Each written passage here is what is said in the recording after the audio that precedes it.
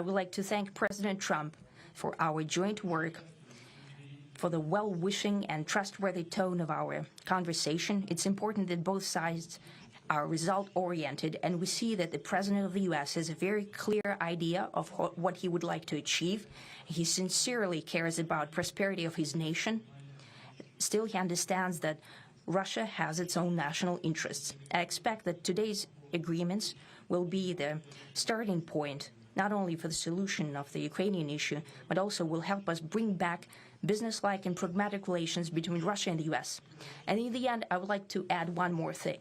I'd like to remind you that in 2022, during the last contact with the previous administration, I tried to convince my previous American colleague that the situation should not be brought to the point of no return when it would come to hostilities. And I said it quite directly back then, that it's a big mistake.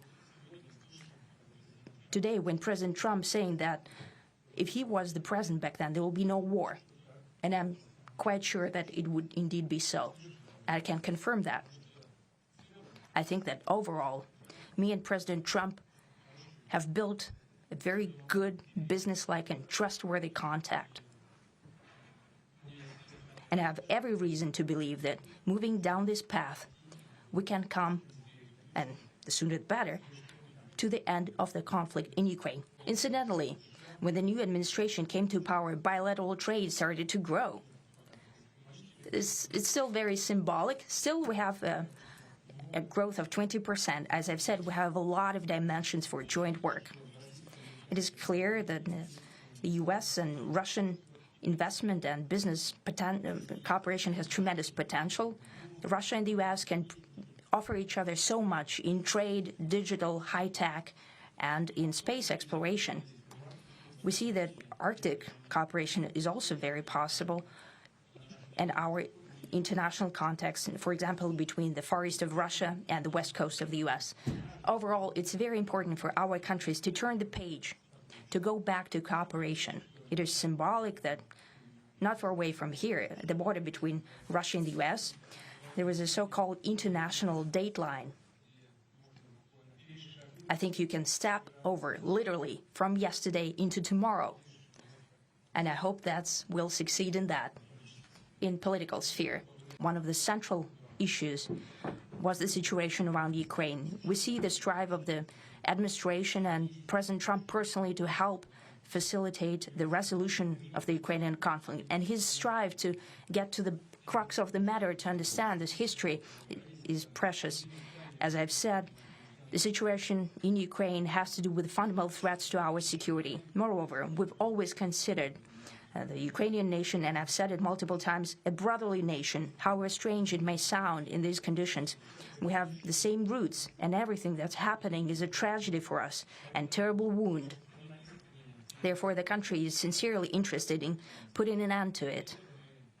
At the same time, we're convinced that in order to make the settlement lasting and long-term, we need to eliminate all the primary roots, the primary causes of that conflict. And we've said it multiple times, to consider all legitimate concerns of Russia and to reinstate a just balance of security in Europe and in the world on the whole. And I agree with President Trump, as he has said today, that naturally the security of Ukraine should be ensured as well.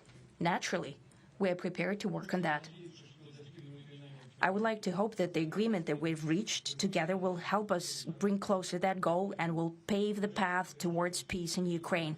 We expect that Kiev and European capitals will perceive that constructively and that they won't throw a wrench in the works. They will not make any attempts to use some backroom dealings to conduct provocations to torpedo the nascent progress.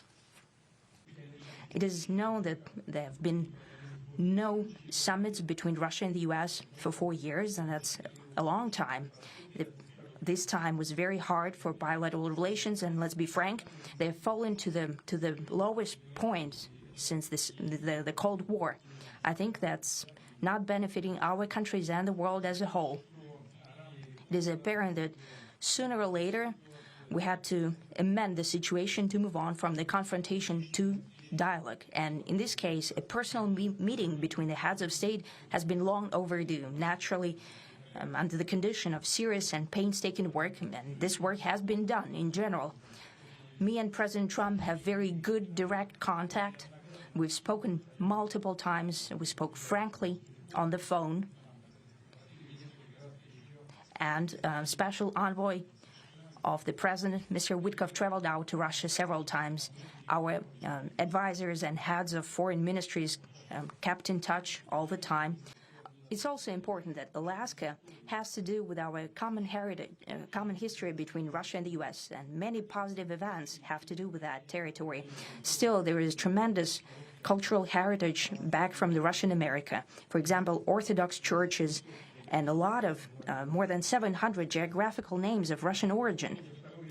During the Second World War, it was here in Alaska that was the origin of the legendary air bridge for the supply of military aircraft and other equipment under the lend-lease program.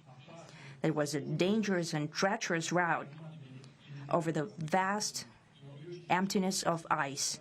However, the pilots of both countries did everything to bring closer the victory. They risked their lives and they gave it all for the common victory.